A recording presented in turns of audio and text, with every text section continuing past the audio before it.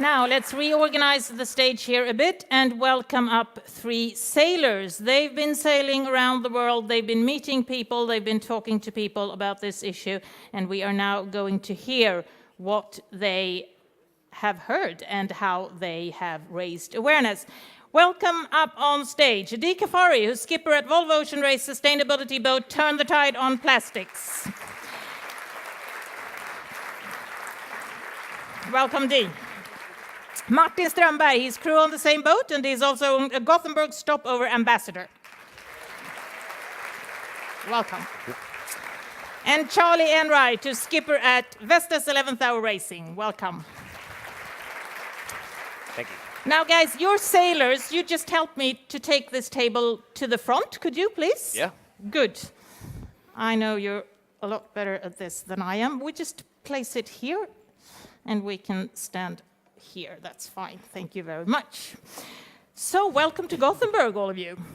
Thank you. Thank you very much. How does it feel, Dee, to be in Gothenburg finally? It's great to be back. I feel like I've come back. I was here for the boat show last year and obviously here in the last edition of the race as part of Team SCA. And it's lovely to see some familiar faces. Now, you've actually used the boat as an educational platform to raise awareness around the globe. Tell us, how have you been working with this issue? Well, we've had 2 races in this event. The race as a sporting event on the water, but also the race for our ocean health, spreading and amplifying the message and getting people to change their behaviour and attitude to single-use plastics with the branding on the boat under the Clean Seas, UN initiative Clean Seas Turn the Tide on Plastic. But something that's just a little bit different on board is we're carrying a science project. So Marcus just spoke about real science. And we're actually, for the first time, gathering raw data all the way around the world, as Anne-Cecile showed on the infographics, testing the water from below the surface as we're making water, and going through the microfilters and getting those microfilters analysed for the microplastic content. So it's actually raw data for the first time in the remote places that the Volvo Ocean Race visits that can't be ignored anymore. So it's real science being made. Real science, Marcus. Real science. Martin, it's your second time around the world, no? No, it's my second time coming home to Gothenburg with the race. It's my 4th time around the world, so it's 4th time around the world, 2nd time to Gothenburg. Now, what have you met when you've actually been at all these stopovers? What have the people said? What's their reactions to your message?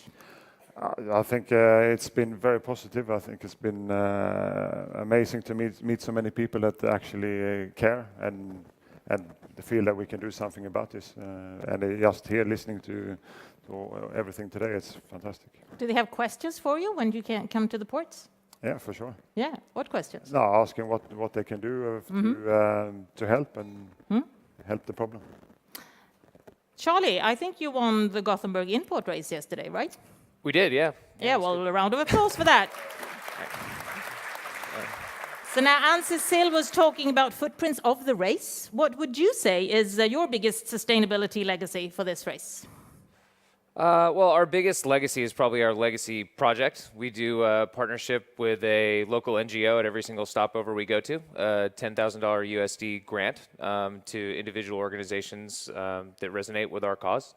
And where I'm from in the States, we partnered with Save the Bay, a local NGO working with blue carbon and carbon restoration. Or sequestration, excuse me. And here we'll be working with WWF Sweden and their sustainable seafood guide. And then we're going to have a little fish cookout after a trip to the fish market, I think, Tuesday afternoon. You guys are welcome to come, by the way. Fish cook. Oh, yeah. Welcome to join. Certainly are. Good. Certainly are. Sounds nice. So why do you think that it's important to use the sport as a way of educating people and spreading the message and inspiring change? Sport itself is an amazing tool. It has a massive following, especially, unfortunately, sometimes when you compare it to the following of science. So, we're very lucky to be able to do what we do, and we feel like it's our civil duty to give back and to help communicate, around these themes that we're so passionate about. It's a good way of educating. Now, Dee, I met you. You may not know that because you were in South Africa, Cape Town, and you were on video link. I was in Stockholm, actually. That was November. You said then that it's a very good momentum for change right now. You can feel a sense of urgency in this issue. Definitely, and I think one of the things with the Volvo Ocean Race visiting 12 host cities is it's such a global reach with this sporting event. And to see that actually we're trying to leave a legacy in each port and people are committing making commitments to the UN pledge or making commitments as a city or a country to make a difference. And when you see that and you hear the news as you travel around from your home countries, everyone's at a different step along the way on change. And, you know, obviously some people are at the beginning of this journey and some people are much further advanced. And we're there helping them progress further. And I think it's been a very positive thing that the race has done, the impact we've had. We're in a room of key decision makers and influencers, and if we can spread the word further, and as a sporting event we do that, I think it's really nice, and the momentum is really good. I mean, it's just such good timing. So it's a really good time to do this. Now, Martin, you're the Gothenburg stopover ambassador. What does that mean? Promote the race and the stop here in Gothenburg. And what do you see here when you come back to it? To me, I mean, it's fantastic to be here with the race again and see the impact that the race has with how we compared to last time, how we use plastic in the race village, for example, and around the town. So you really raised awareness during this race. I'm sure you've had a fantastic race as well, Charlie.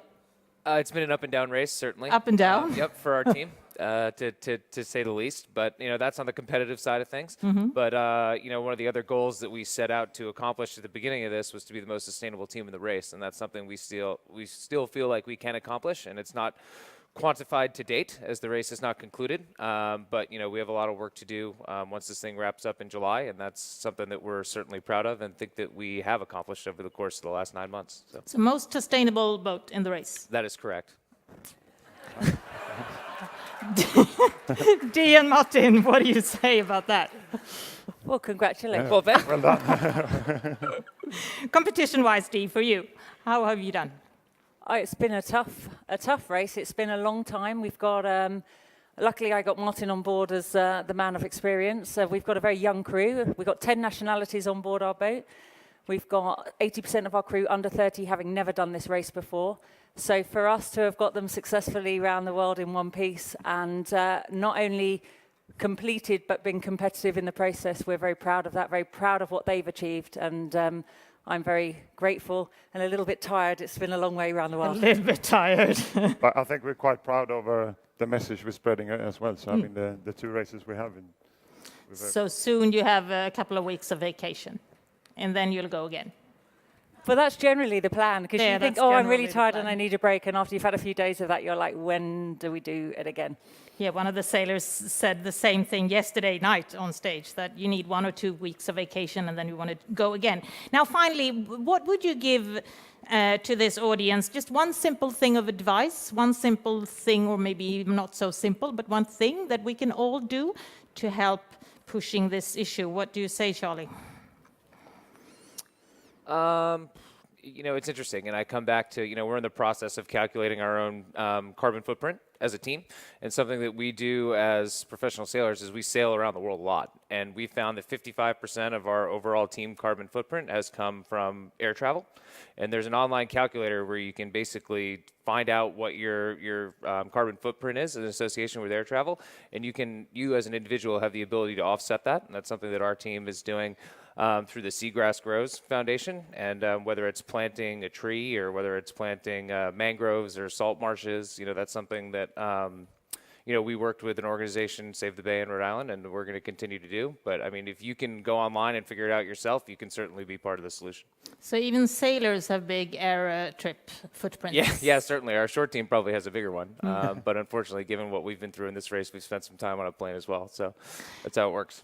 Martin, what would be your advice? I think it's been said before. I think we need to think about what we consume, and I think really think about how we consume and what we consume and what we do with it in the end. It can't be said enough. And Dee? Well, it's all about individually making small changes, and then as a collective group, it has a huge impact. But one thing for me that I've learned with the Ocean Summits and the partners we have is the innovation that's out there, and getting that innovation out to the public so they realize there's other options, like the water stations with blue water, or, you know, the other things that everyone's doing. When it all comes together, you realize that there is innovation and it's exciting, and we need to make that more accessible and inform more people about it. So raising awareness, that's what you've been doing Awareness and education. during the race. Dee, Martin, and Charlie, thank you very much for joining us, and good luck Thank you. at the end of the race. Thank you. Thank you very much. Thank you. Thank you very much.